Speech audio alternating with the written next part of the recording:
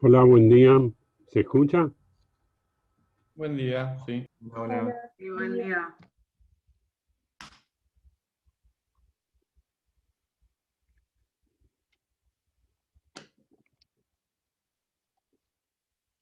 profe, yo tengo una pregunta de la clase pasada. Bueno,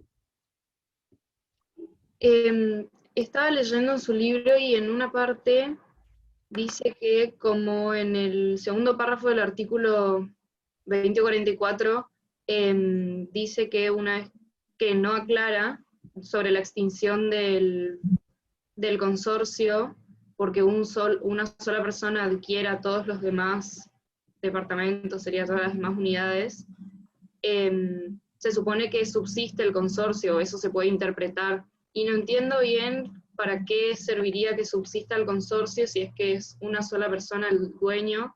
No sé si es solamente porque tendría un patrimonio separado, pero y la asamblea y eso no termino de entender sí, por qué no se extinguiría. en la práctica no tiene mucha importancia porque él es el único, va a decidir todo.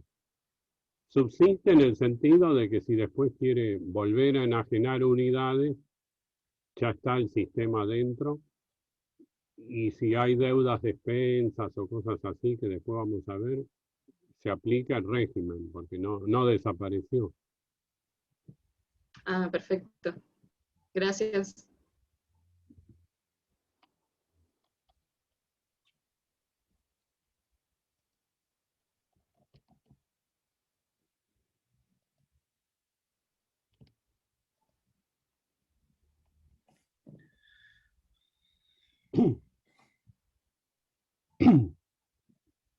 Bueno, empezamos.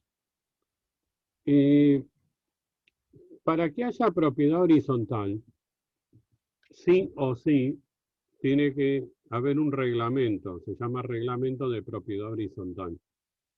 Antes se llamaba reglamento de copropiedad y administración. Ahora con el nuevo código se llama reglamento de propiedad horizontal. Supongamos que alguien construye un edificio. Hay un pozo, va construyendo el edificio, va vendiendo los departamentos. Bueno, para que haya propiedad horizontal, además de trámites en la municipalidad, aprobación de planos y todo eso, tiene que haber un reglamento. Cuando hay una sola persona o varios o una empresa que construyen un inmueble, tienen que hacer el reglamento. Y el reglamento lo van a hacer ellos, porque no van a consultar a los futuros titulares del derecho real. Lo tienen que hacer para poder enajenar las unidades. Este reglamento hay que hacerlo por escritura pública y se inscribe en el registro de la propiedad. Una vez que está sancionado el reglamento, la doctrina dice el inmueble está en estado de propiedad horizontal. Es decir, todavía no hay propiedad horizontal. Está en estado de propiedad horizontal.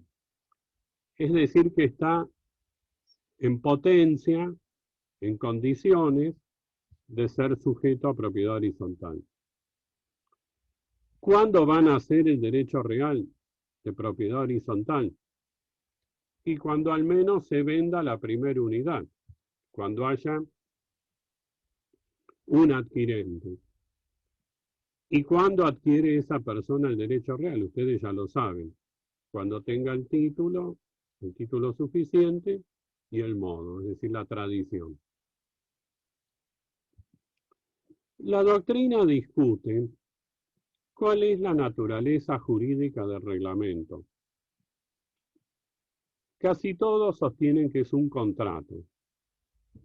Hay quienes critican esto porque dicen, si el reglamento lo hace el dueño único, sin consultar a nadie, ¿qué contrato es este?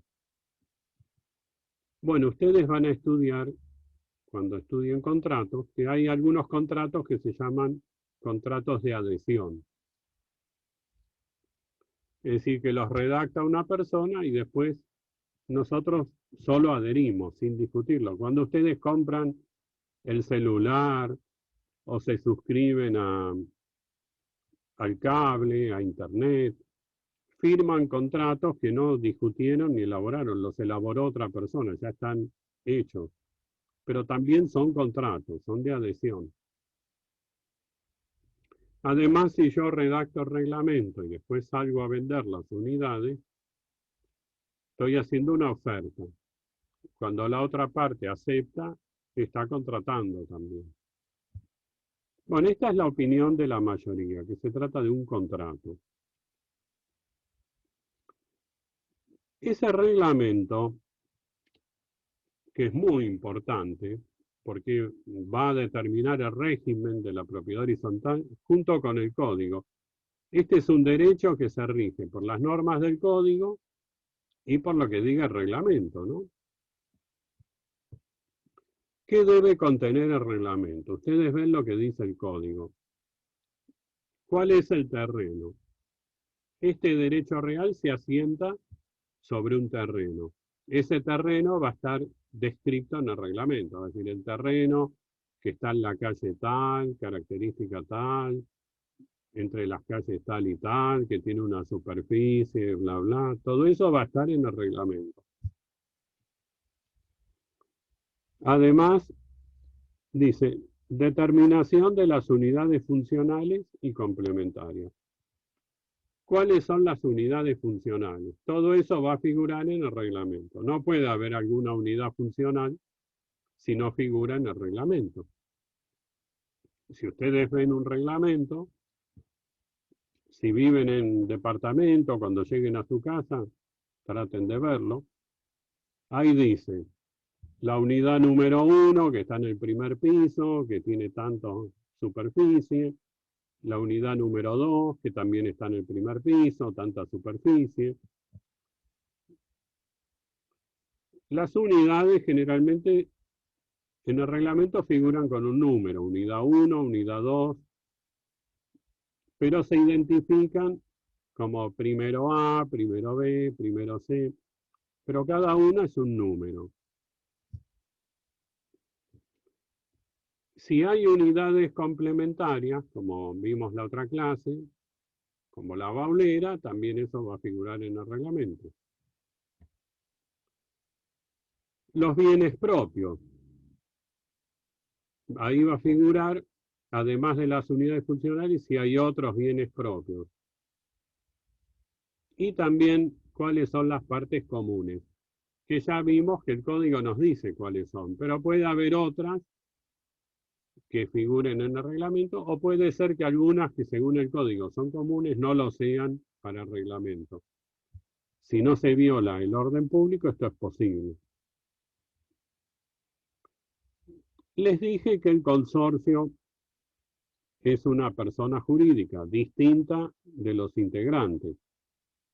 Como el consorcio es una persona jurídica, también tiene un patrimonio. Ese patrimonio puede ser el fondo de reserva, el dinero que está en el banco, lo que se recauda por expensas, los intereses de la cuenta que está en el banco. Y puede haber otros, por ahí hay una unidad funcional que pertenece al consorcio, o el inmueble vecino fue adquirido por el consorcio.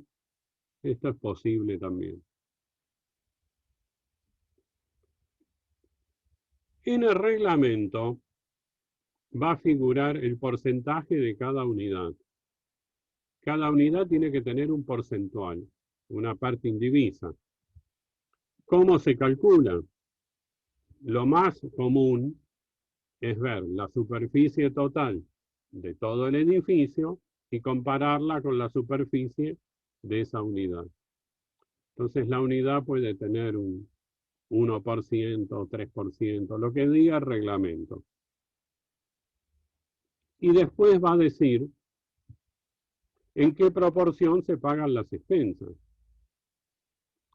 Casi siempre la cuota, el porcentaje de cada departamento, de cada unidad, es lo que determina cómo se van a pagar las expensas. Si yo tengo el 3%, voy a pagar el 3% de las expensas. Salvo que el reglamento prevé algo diferente, podría ser. Como que el local que está en planta baja pague un poco menos porque no usa el ascensor o no recibe calefacción. Bueno, todo eso también va a surgir del reglamento, ¿no?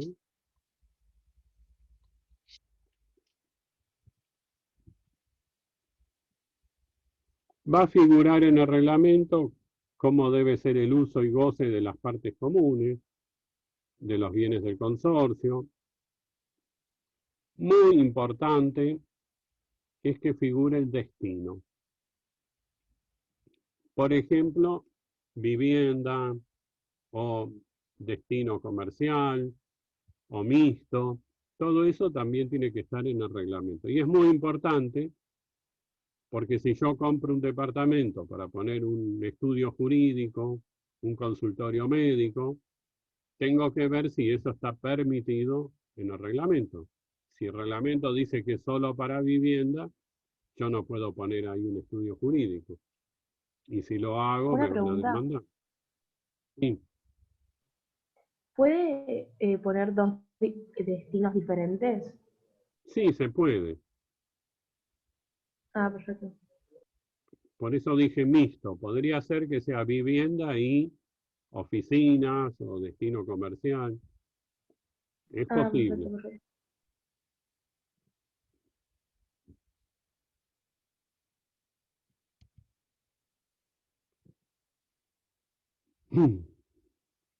Va a figurar en el reglamento, dice facultades especiales de la Asamblea. Todo lo que puede hacer la Asamblea, después vamos a ver, lo dice el código. Pero puede haber otras facultades que le asigne el reglamento. Dice cómo convocar a la reunión, periodicidad, forma de notificación. Esto de la forma de notificación es interesante porque podría prever el reglamento sistemas más modernos, sobre todo ahora que estamos en cuarentena, como la notificación por mail, por WhatsApp, o bien que el consorcio tenga una página de internet y haya que entrar ahí para notificarse. Todo esto tiene que estar previsto en el reglamento para evitar problemas, ¿no? Limitación a la cantidad de cartas poderes que puede detentar cada titular. Cuando se hace la asamblea, cada titular puede ir, participar y votar. Ahora podría ser que alguien no vaya y le dé una carta poder a otro para que lo represente. A lo mejor ese tiene muchas representaciones, 5, 10, 15. Bueno, el reglamento podría poner un límite, es decir, nadie puede tener más de 5 representaciones. O no, puede no decir nada. Esto es una facultad que para mí no es de orden público. Las mayorías necesarias para tomar decisiones. Las mayorías, después vamos a ver, surgen del código. Pero el reglamento puede agravarlas, nunca puede disminuirlas, pero sí podría agravarlas. Si se necesita mayoría absoluta, podría el reglamento establecer 2/3 en vez de mayoría absoluta, hacerla más grave, pero nunca más benigna.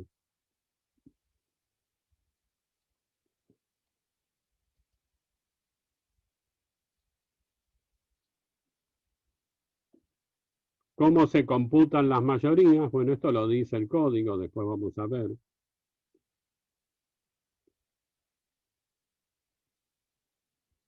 Ven que dice determinación de eventuales prohibiciones para la disposición o locación de unidades complementarias hacia terceros no propietarios. Habla de disposición o locación de unidades complementarias hacia terceros no propietarios. Las unidades complementarias muchas veces no se le pueden dar ni alquilar a terceros no propietarios. No puede alguien que no es propietario de una unidad ser propietario o inquilino de la baulera. Podría serlo quizás de una cochera, pero siempre y cuando el reglamento lo permita, si no, no. Van a figurar, primero dice, designación del administrador. Es obligatorio que el reglamento designe a un administrador. Así que el primer reglamento, ahí va a figurar el nombre del administrador. ¿Y qué facultades y obligaciones tiene el administrador? Después vamos a ver. Fijación, bueno, plazo de ejercicio de la función del administrador. Se puede designar a un administrador por un tiempo, 1 año, 2 años. El ejercicio financiero es que generalmente una vez al año el administrador rinde cuentas, presenta el ejercicio financiero de todo el año y rinde cuentas para que la asamblea las apruebe o no. Después vamos a ver, puede haber, no es obligatorio, pero puede haber un consejo de propietarios. Es decir, además del administrador y de la asamblea, puede existir un consejo. Designan, supongamos, a 3, a 4, a 5, para que formen parte de este consejo. Y después vamos a ver qué facultades tiene este consejo.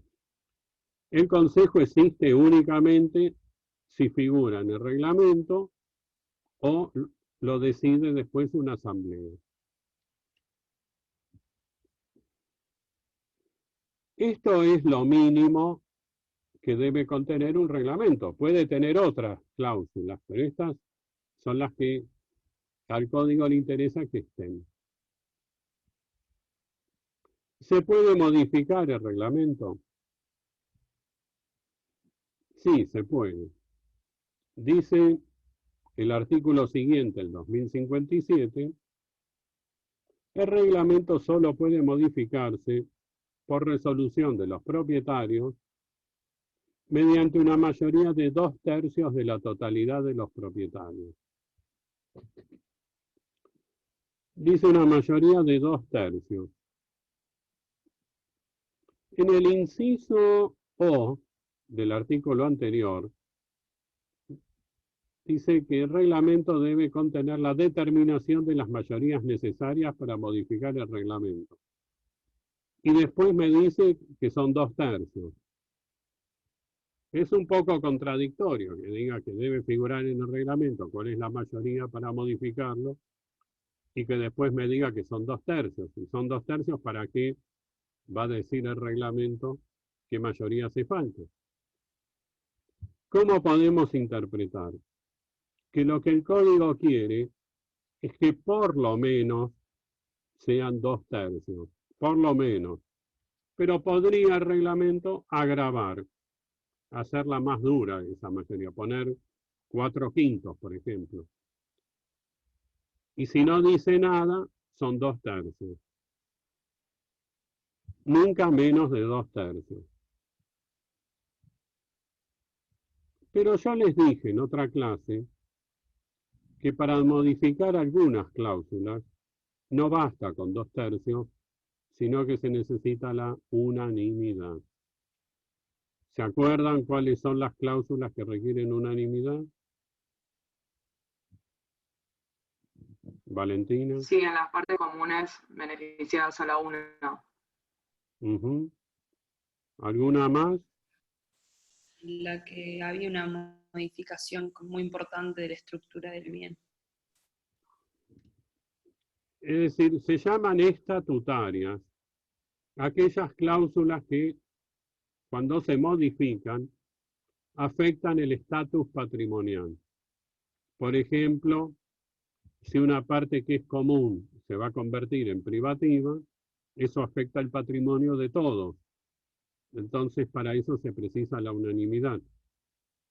Si vamos a resolver que el local pague menos expensas, los demás tenemos que pagar más. Eso afecta a nuestro patrimonio. Eso requiere unanimidad.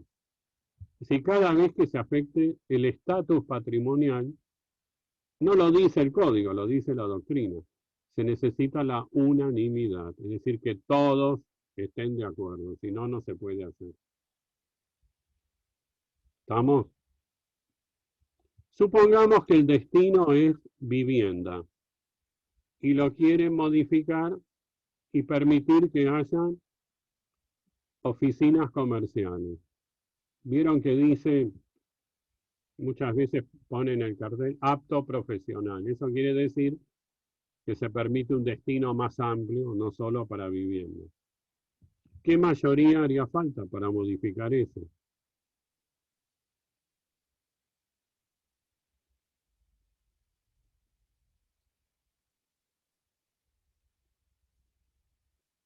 Se necesita la unanimidad ¿Cómo? porque No escuché.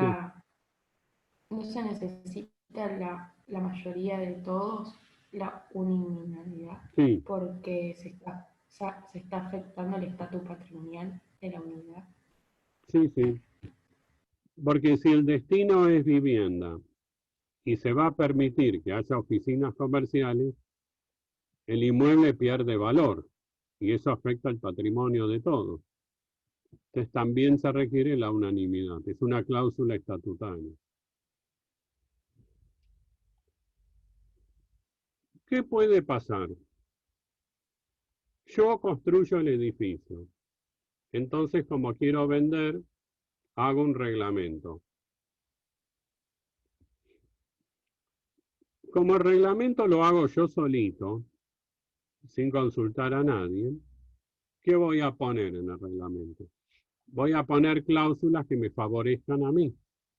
Por ejemplo, que el administrador es mi amigo y que va a durar 15 años y que no se lo puede remover si yo no estoy de acuerdo. O que puedo usar las paredes del edificio, explotarlas yo solo para poner propaganda. O que me reservo poder construir en la terraza, lo que se llama sobrelevar. Bueno, yo vivo en ese edificio y estoy molesto con estas cláusulas de reglamento que favorecen a otro, el administrador es un desastre, no lo puedo aguantar, o el administrador se está quedando con plata y lo quiero remover, pero no puedo. Entonces la voy a consultar a Trinidad y le digo, tengo este reglamento que no me permite, no nos permite a la mayoría sacar al administrador, y hay unas cláusulas que favorecen solo a uno. ¿Qué hacemos? No digo, no es abusivo el reglamento y puedo argumentar que se viola el artículo 10. Bueno, podemos iniciar un juicio y pedirle a un juez, porque en definitiva este es un acto jurídico. Le vamos a pedir al juez que anule esas cláusulas, que declare la nulidad, porque son abusivas, porque fueron ideadas para favorecer a uno solo, cuando el reglamento tendría que ser equitativo, ¿no? Ser igual para todos. Y ha ocurrido en algunos casos, sobre todo cuando se trata de remover al administrador, que a veces el reglamento no lo permite, pero se priva a la mayoría de elegir al administrador.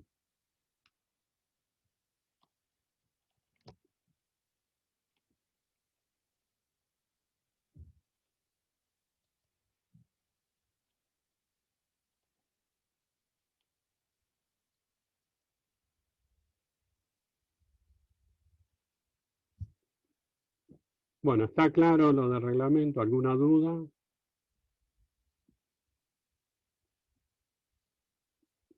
No, Sí.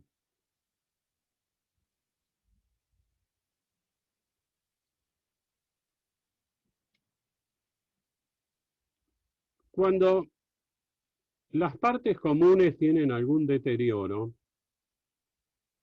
como son comunes, son de todos, se arreglan entre todos, ¿no?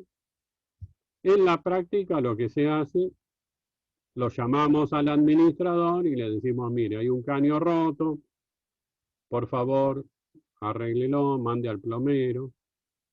Y el administrador nos va a mandar al plomero, arregla el caño y después se paga entre todos en las expensas. ¿Qué pasa cuando hay lo que el código llama ausencia del administrador? El código habla de ausencia. ¿Qué quiere decir ausencia? Puede ser que no haya administrador, lo cual es raro, pero a lo mejor echaron al que estaba y todavía no hay uno nuevo. O ausencia puede ser, podemos interpretar que es que el administrador no nos presta atención. Lo llamo y le digo que está goteando, que hay un caño roto, y me dice que él está ocupado mirando el partido, que lo llame otro día. O no me atiende el teléfono. ¿Vieron cuando llamamos que dicen marque 1?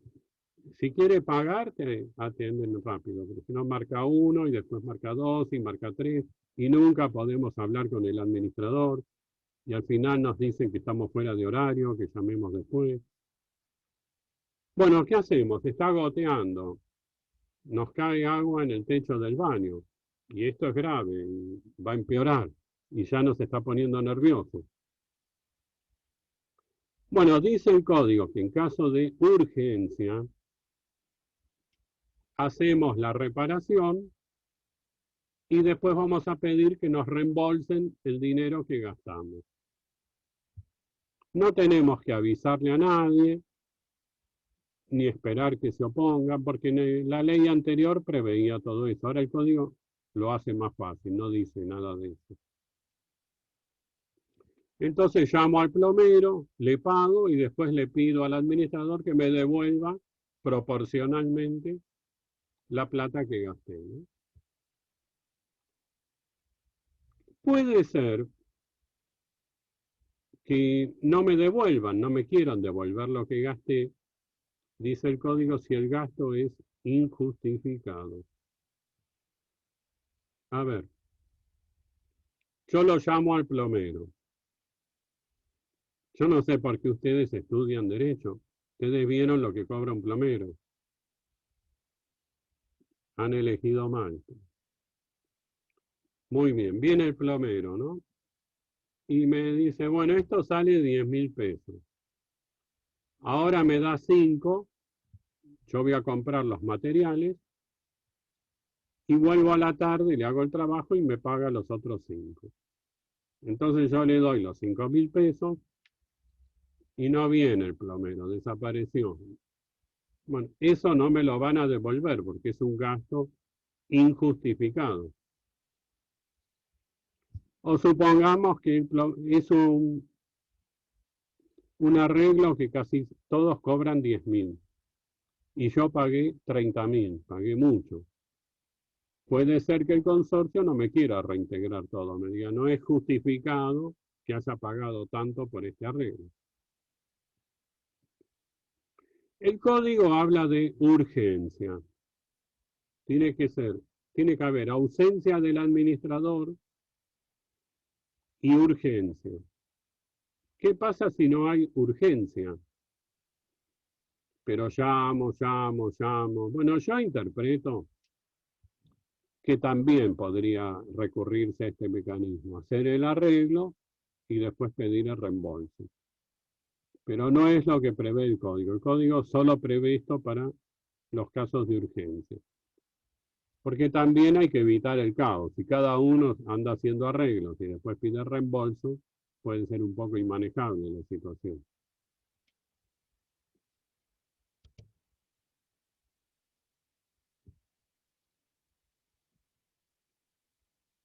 Vimos la clase anterior que hay facultades, como los derechos reales nos dan facultades, usar, gozar, disponer, ¿no?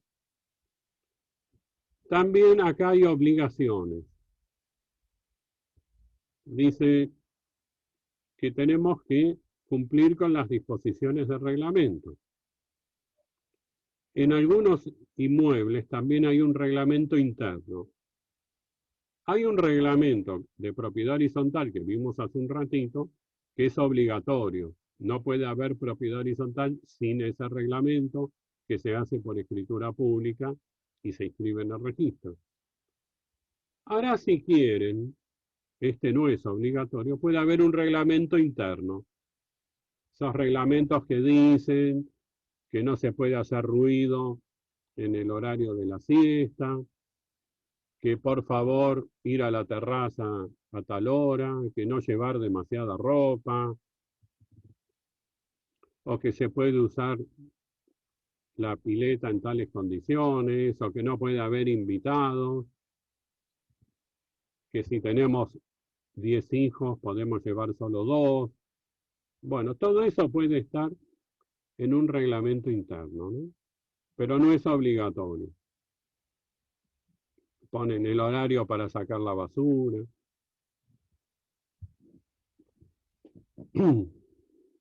Ahora, como anécdota, les puedo decir que desde marzo estamos en cuarentena y se han agravado todas estas situaciones. La mayoría de los edificios ahora han reglamentado, cumpliendo también con normas del gobierno de la ciudad, que no puede haber más de 1 o 2 en el ascensor, que para entrar al edificio nos tenemos que lavar las manos, sacar los zapatos, que no se puede usar el Zoom si lo hay, que no se puede usar el gimnasio. Bueno, desde que apareció la cuarentena hay normas mucho más estrictas, ¿no?, que limitan estas facultades de uso y goce. Dice el inciso B que hay que conservar en buen estado la unidad funcional. Las partes comunes le competen al administrador y se pagan entre todos. Lo que ya es la unidad funcional me compete a mí tenerla en buen estado. Profe, perdón, pero ¿de qué artículo? 2046, ¿no? ¿No lo ven? No, por eso. Está el 2058.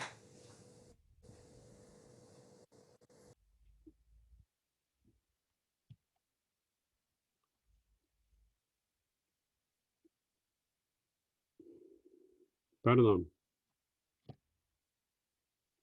Yo puse un PowerPoint, ¿se ve o hice algo mal?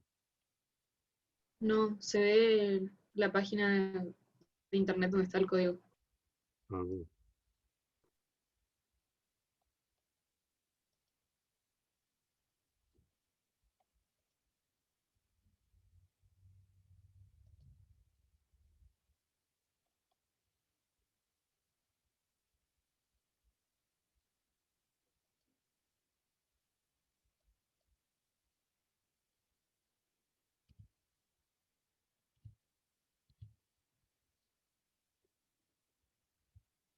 Ahora sí. Sí, ahora sí. Me falta práctica. Bueno, ahora ustedes ven el artículo 2046. Dice conservar en buen estado la unidad funcional. Pero creo que ya hablamos de esto.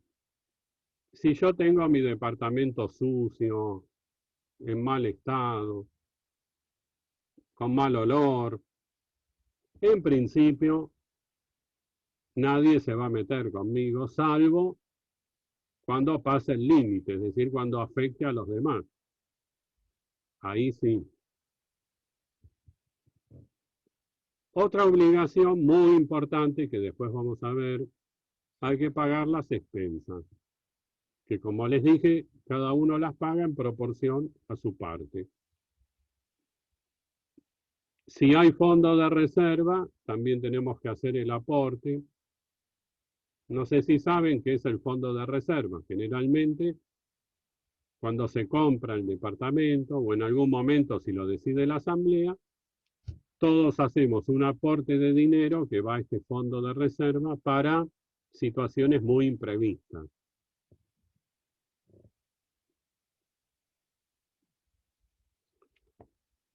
El inciso E dice permitir el acceso a la unidad funcional para realizar reparaciones de cosas y partes comunes y de bienes del consorcio, como asimismo para verificar el funcionamiento de cocinas, calefones, estufas y otras cosas riesgosas, o para controlar los trabajos de su instalación.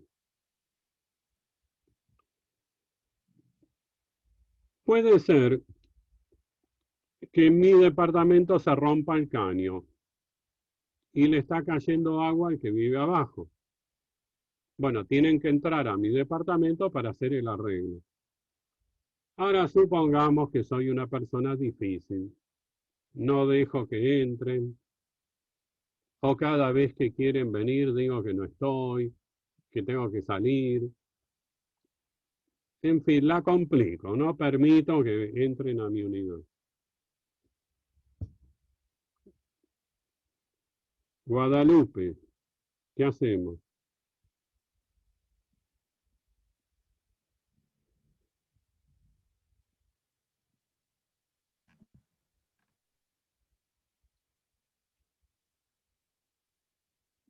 Me está cayendo agua del departamento de arriba y el que está arriba es un malhumorado, es un hincha de Boca y no deja que entren a hacer el arreglo.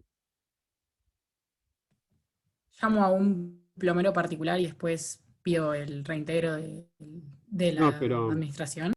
¿cómo hacemos para entrar? Vos llamás a ese plomero, vamos al departamento de arriba, tocamos el timbre, golpeamos la puerta, nada. No nos deja entrar.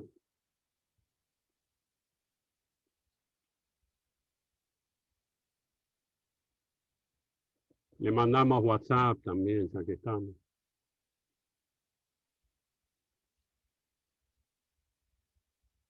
No, no sé, porque en realidad debería permitir el acceso sin intervenir. Eso dice el código. Pero vieron que hay vecinos complicados, que no nos animamos a hablar. ¿Nunca les pasó? O No, está por de suerte no. viaje, vive viajando y a nosotros se nos inunda el departamento. No podés entrar de manera forzosa igual a su departamento, ¿no?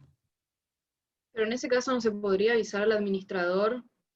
Entonces, como es una situación de urgencia, tal vez sea una excepción, así poder ingresar al domicilio solamente para hacer ese arreglo y dejar constancia en algún lado que era una situación de urgencia. ¿Se puede entrar al departamento de otro? Sí, con una orden judicial. Ahí ya me gusta más. Yo me presentaría ante un juez, le explicaría la situación y que el juez disponga el allanamiento, el uso de la fuerza, pero con autorización de un juez, ¿no? Incluso en el Código Procesal, alguna vez van a estudiar, hay un interdicto para esto, para poder ingresar con orden judicial. Pero no podemos hacer justicia por mano propia, pero sí con orden judicial. Además, quien es dueño de una unidad sabe que si está causando un daño a otro, tiene que permitir el acceso, porque lo dice el código. Así que él está en infracción también.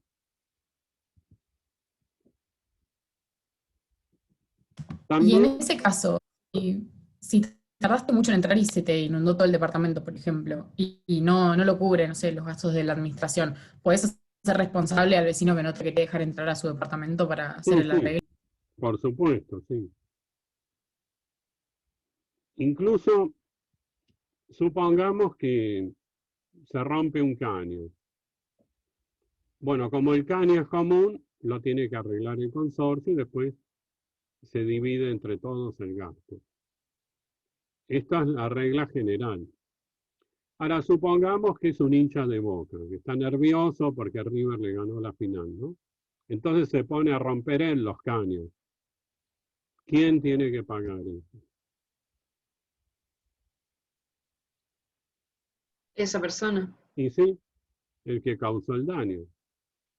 Cuando el daño es, cuando la rotura es por circunstancias naturales, le compete al consorcio, que tiene que mantener en buen estado las cosas. Pero si alguien causa un daño, si alguien se pone a martillar la pared y a agujerearla, y bueno, él es el responsable. Y si lo hace el consorcio, después podrá repetir contra él lo que pagó. Esto es lo que ustedes ya habrán estudiado en daños, en obligaciones. Si alguien causa un daño, tiene que responder.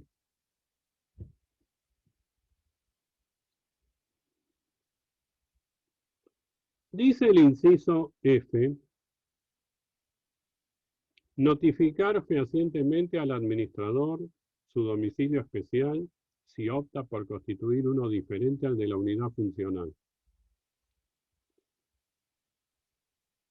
Yo soy propietario de una unidad funcional y me van a notificar en esa unidad funcional. Podría suceder que yo, por ejemplo, compre un departamento, pero no vivo en ese edificio, vivo en otro lado. Lo tengo como inversión o para alquilar. Si me notifican ahí, no me voy a enterar nunca porque no vivo ahí. Entonces lo que puedo hacer es notificar al administrador cuál es mi domicilio. Así, si yo opto por esto, ¿ven? Que es optativo. Así cada vez que se notifique algo me puedo enterar.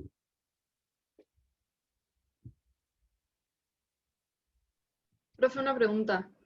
¿El administrador puede tener un domicilio distinto, o sea, vivir en otro lugar que no sea en ese edificio, o tiene que estar sí o sí en el edificio? No, generalmente no viven en el edificio y además el que es administrador generalmente administra muchos edificios.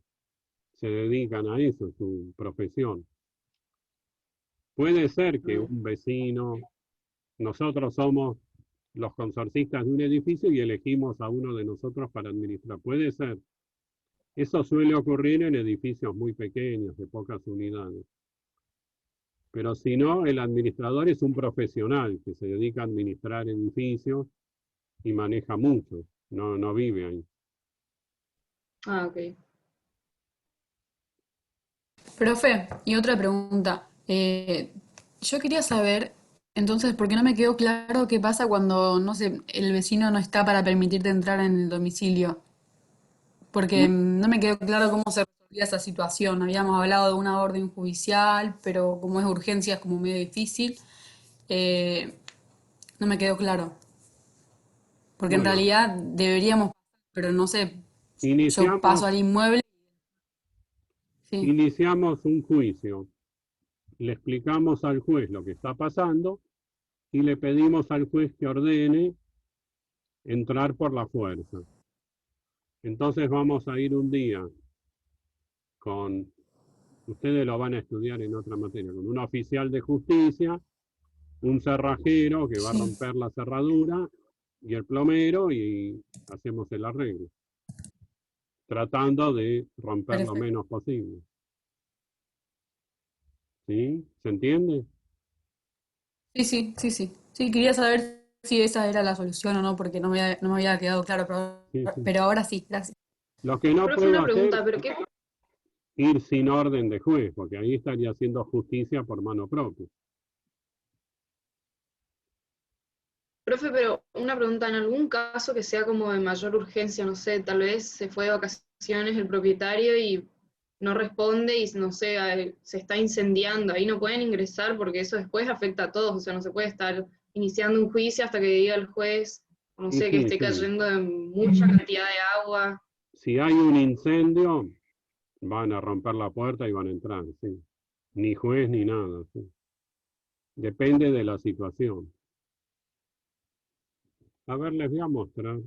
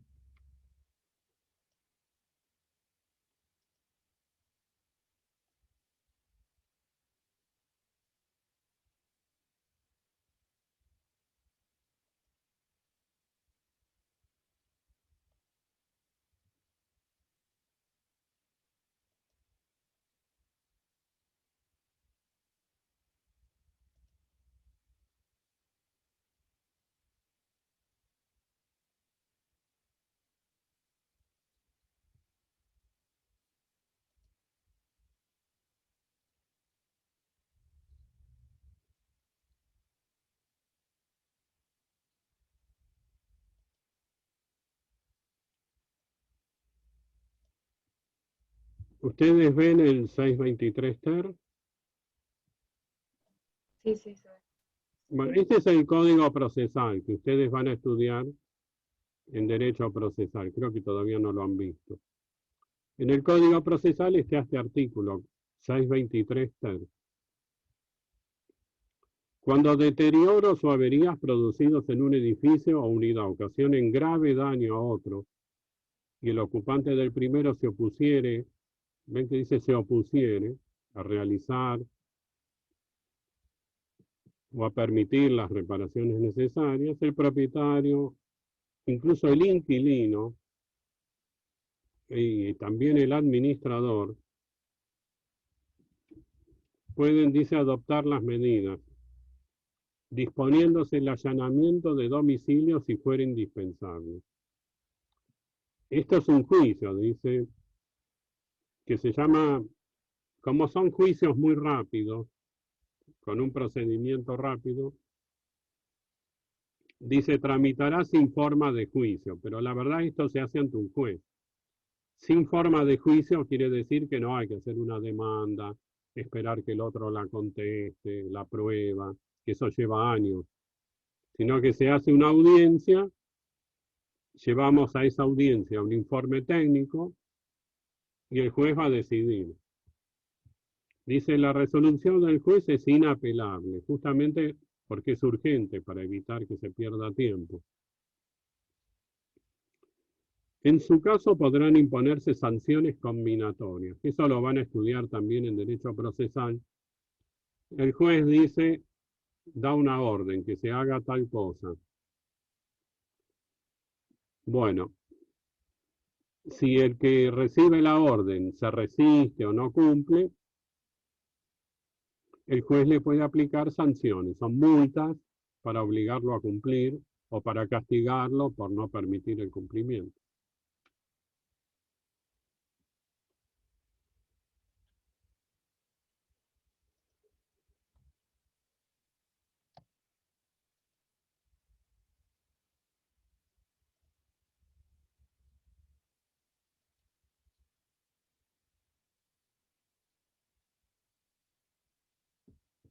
Ahora se ve la filmina, ¿no?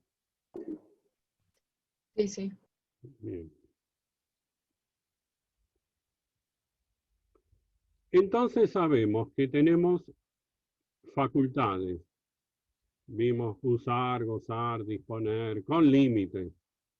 Tenemos obligaciones y tenemos prohibiciones, cosas que están directamente prohibidas. Dice el inciso A, destinar las unidades funcionales a usos contrarios a la moral.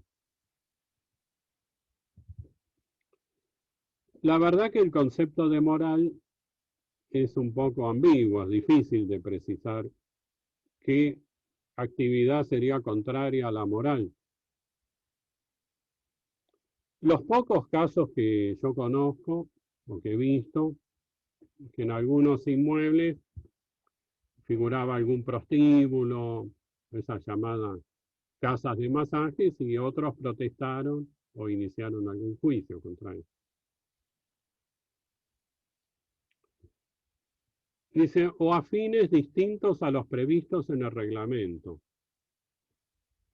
Como les dije antes, si el reglamento dice que el destino es vivienda, no puedo poner un consultorio médico. Dice, perturbar la tranquilidad de los demás de cualquier manera que exceda la normal tolerancia. Nosotros vimos, cuando estudiamos dominio, que hay limitaciones al dominio, ¿se acuerdan? No puedo hacer ruido, olor, luminosidad, humo, que exceda la normal tolerancia. Acá es un poco más estricto todavía, porque en propiedad horizontal es todo, la gente está más apretada, está más unida. Pero también hay que tolerar. porque si no nadie podría hacer nada. Yo no podría quejarme de que mi vecino cocina y hay olor a ajo, porque también él tiene derecho a cocinar, ¿no? El tema es si se supera o no la normal tolerancia. La normal tolerancia hay que medirla con criterio objetivo. Es decir, lo que sería intolerable para el común de la gente. Porque si lo medimos con criterios subjetivos, es decir, lo que sería intolerable para cierta persona, también eso sería caótico, no es la idea. Hay un caso, un señor demanda a los vecinos del piso de arriba, me dice que los chicos a la mañana cuando van al colegio corrían y le hacían mucho ruido. En primera instancia, gana el juicio. Apelan y en cámara vuelven a ganar el juicio. Y el caso llega a la corte y la corte lo revocó con razón, porque dice, esto es subjetivo. Se había probado en el juicio que este señor era un maniático, no soportaba ningún ruido, tenía doble capa de aislación, las paredes revestidas. Bueno, entonces dice la corte, esto es aplicar un criterio subjetivo. Tiene que ser algo intolerable para el común. Y justamente lo que hay que hacer acá es tolerar. Ahora, si mi vecino escucha a los Rolling Stones a todo volumen a las 3 de la mañana y no me deja dormir, eso obviamente excede la normal tolerancia. Imagínense, a todos nos pasa, un vecino que grita goles de Boca. Eso está ahí en el límite, ¿no? Es bastante intolerable.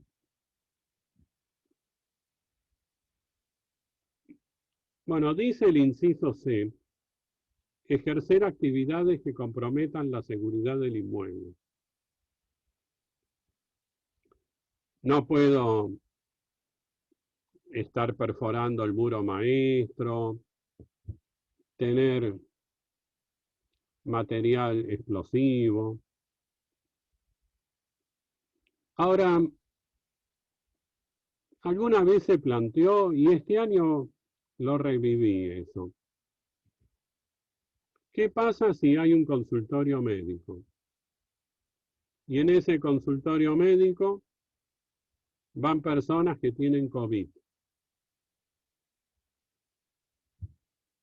¿Qué hacemos? ¿Entra en esta prohibición? Vieron que en algunos edificios ya querían echar a los médicos y a las enfermeras y a los enfermos. Que haya un consultorio médico donde se atiendan enfermedades que son infecciosas o que se pueden contagiar. Compromete la seguridad. Podemos demandar al médico para sacarlo del edificio.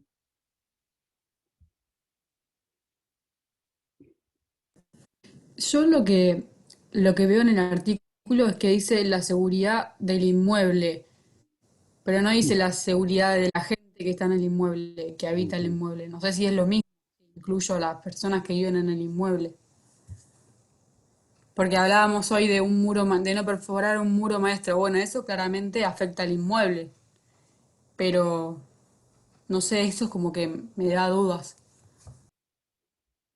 Sí, muy buena reflexión. Y al margen de lo que dice el artículo, porque también el inciso anterior dice perturbar la tranquilidad. Si este médico atiende enfermos contagiosos, ¿perturba la tranquilidad?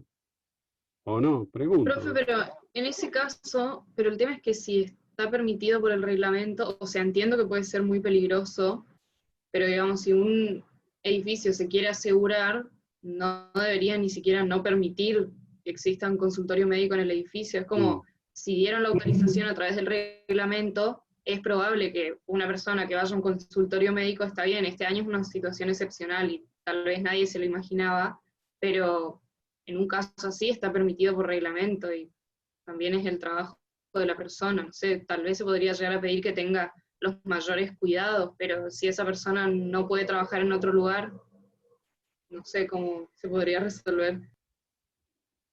Sí. Por otro lado, a mí la verdad me parece un disparate que pretendan discriminar al que está enfermo o al que trabaja de enfermero o de médico. La verdad que bastante intolerantes son esos vecinos. Pero los he visto en televisión que hasta planteaban expulsar a alguien de un edificio, cosa que no se puede hacer. Depositar cosas peligrosas o perjudiciales.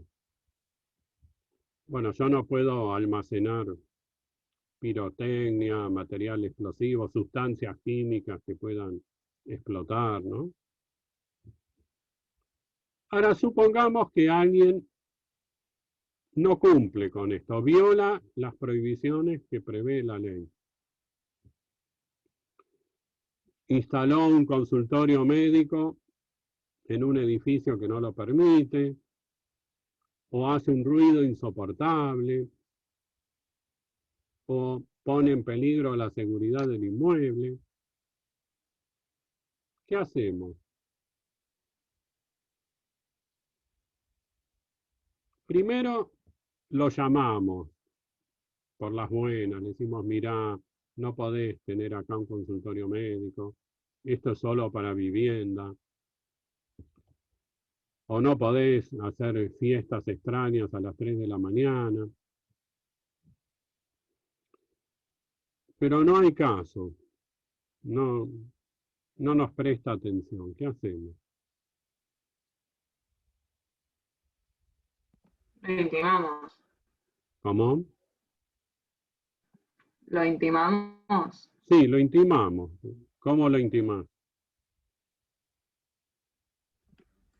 con una carta documento. Bueno, le mandamos una carta documento. Señor, por favor, deje de hacer esto que está haciendo. Va en contra de la ley. No pasa nada. Agarró Se la inicia una acción carta judicial. y la tiró a la basura. ¿Qué hacemos? Se inicia una acción judicial. Iniciamos una acción. Esto está previsto en el artículo 2069.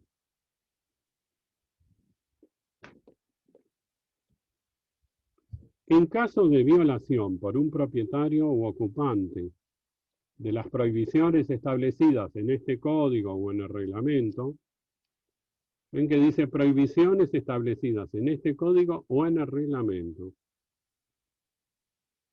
y sin perjuicio de las demás acciones que corresponden, el consorcio o cualquier propietario afectado tienen acción para hacer cesar la infracción, la que debe sustanciarse por la vía procesal más breve de que dispone el ordenamiento local.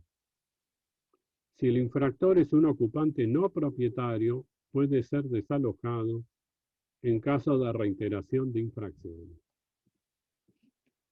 Bueno, vamos a ver. ¿Quién puede iniciar la acción?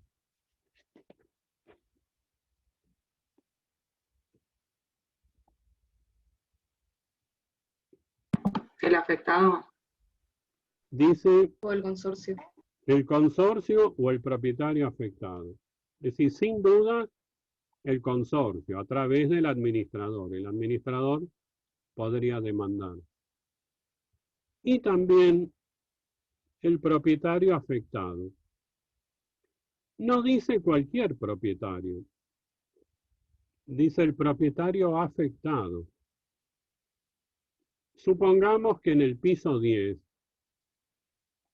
hay un vecino que a las 3 de la mañana pone música a todo volumen y practica karate y salta en el piso. Y el que vive en el piso 9 no puede dormir. Ese señor es el propietario afectado. Ahora yo vivo en el primero y no escucho nada. No estoy afectado. Entonces el administrador en cualquier caso, ahí no hace falta que esté afectado, basta con que se viole el código. Ahora, otro propietario también podría demandar si está afectado, si no, no.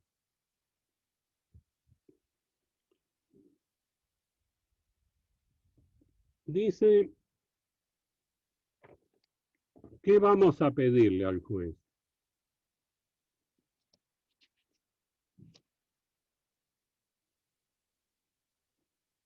Dice el artículo que cese la infracción. El juez va a ordenar que cese la infracción que sea. Si es que hay un consultorio médico donde no está permitido, si hay un ruido insoportable. ¿Se aplicó esto alguna vez? Una señora que en un ambiente tenía como 50 gatos. ¿Se imaginan lo que era eso? Bueno, el juez va a ordenar que cese la infracción. Supongamos que mi vecino todas las noches salta, practica un deporte extraño y se pone a saltar en el piso y hace un ruido, pone una música con decibeles tan altos. ¿Qué pasó? Hay un jarrón que yo me traje de China, que es carísimo, y se rompió. ¿Qué le puedo pedir? Daño. Para los daños. ¿Ven que dice el artículo? Sin perjuicio de las demás acciones que corresponden, hay una acción para hacer cesar la infracción. Es decir, esta acción es para que cese la infracción. Pero si se dan las circunstancias, siempre tengo expeditas otras acciones, como puede ser que me repare el daño que me causó. O a lo mejor tantos meses que no me dejó dormir, que me afectó y tengo que ir al psicólogo, tengo algún síndrome, tengo daño moral. Bueno, todo eso lo puedo demandar. Esta acción es para... Sí.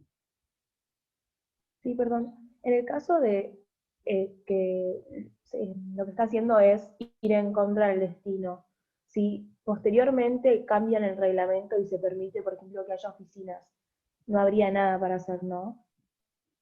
Bueno, es que si cambian el reglamento, es que lo están aceptando. Eso, Claro, perfecto. ¿con qué mayoría se puede cambiar? 2/3. No, O lo que diga el reglamento. no, ¿con qué mayoría? Cambiar unanimidad. Unanimidad porque afecta, el cambio de destino afecta el estatus patrimonial de todo. Le quita valor al edificio. Bueno, entonces demando para que cese la infracción. Y si hay alguna otra acción que corresponda, también la podré iniciar. Dice el código, ven, el artículo dice, en caso de violación por un propietario u ocupante. Porque estas prohibiciones afectan también a los ocupantes, como puede ser un inquilino. Lo que está prohibido para el propietario también está prohibido para los ocupantes. Y el artículo 2047 que ustedes están viendo dice, está prohibido a los propietarios y ocupantes, lo cual es lógico. No podría estar mejor un ocupante que el propietario. Entonces, si es un inquilino, por ejemplo, también lo podemos demandar. Dice el código al final, si el infractor es un ocupante no propietario, por ejemplo un inquilino, puede ser desalojado en caso de reiteración de infracciones. Si la primera vez lo demando para que cese en la infracción que está cometiendo. Si es reiterativo, si se reitera, dice reiteración de infracciones. No tiene que ser la misma infracción, puede ser otra distinta. Una vez puso un consultorio donde no se podía. La segunda vez puso mercadería peligrosa. En ese caso, dice el código que se lo puede desalojar. Al inquilino se lo puede desalojar. Normalmente, cuando yo alquilo un departamento, soy el locador, si el inquilino no cumple, lo puedo desalojar. Es un contrato entre dos partes. Ustedes lo van a estudiar en contrato. Ahora, esta norma permite al consorcio o a un propietario afectado, que no son los locadores, no contrataron con ese inquilino, también desalojarlo en caso de reincidencia. Lo que está clarísimo es que no se puede desalojar al propietario. Se lo podrá condenar a que cese la infracción, se lo podrá condenar a que pague daños, el juez le puede poner sanciones combinatorias, multas por si no cumple, pero no se lo puede desalojar.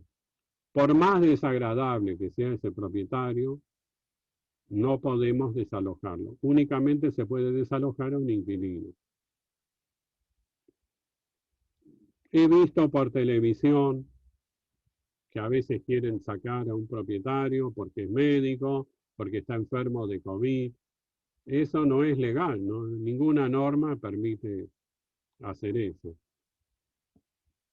Y si vamos más lejos, vi por televisión que un señor que se llama Lázaro Báez quiso entrar a su propiedad y no lo dejaron entrar. Desde mi punto de vista, por más repudio que pueda merecer, no se le puede impedir a alguien ingresar a su propiedad. Tampoco veo que en muchos lugares de la provincia de Buenos Aires no permiten ingresar. Si uno tiene una propiedad en un club de campo, no le permiten ingresar por el aislamiento, porque si vive en capital no puede ir. O si tiene hijos, no permiten las visitas de los hijos. O vi que algún club de campo dice que se puede visitar no más de 5 horas, que no se pueden quedar a dormir. Desde mi punto de vista, todo eso es de muy dudosa legalidad. Es cierto que cuando hay una emergencia, ceden nuestros derechos, pero tiene que ser razonable la restricción.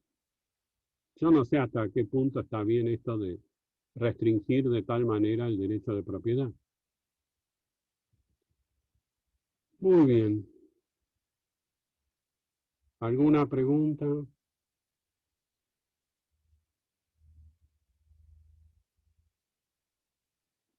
Bueno, nos vemos entonces la próxima clase. Hasta luego. Chao, gracias. Gracias. Chao, gracias. Chao, gracias.